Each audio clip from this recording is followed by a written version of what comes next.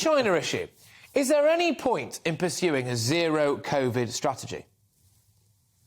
Well, the reason China finds itself between a rock and a hard place is because they decided that this was going to be their strategy at the get-go, and that wasn't wrong.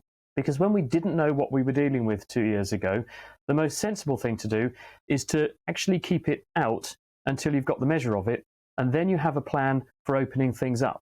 And what Australia and New Zealand have done is to use vaccines to very good effect to get very high levels of vaccination in their population with vaccines that work, so that although they're now seeing the consequences of that initial prolonged closure of the countries where they had very few cases, but now they're getting lots of cases, they're not getting consequences as the virus comes through.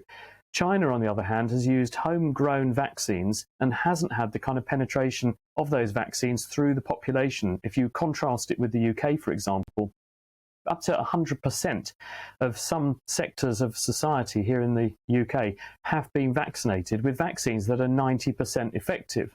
In China, one person I spoke to the other day, a commentator, was telling me, according to her, about 40% of the elderly in China have been vaccinated. So that's way below where it needs to be in order to protect the people who, let's face it, are the most vulnerable. Yeah. But they're also using homemade vaccines. These homegrown Chinese vaccines are not as effective, we now know, thanks to the data that's playing out, as the Western vaccines. Yeah, just on that, Dr. Chris, I'm keen to get your views on this. A lot of people say, I've never heard of a vaccine that you need to take every 6 months. Doesn't stop you getting something or passing it on. Is it any good?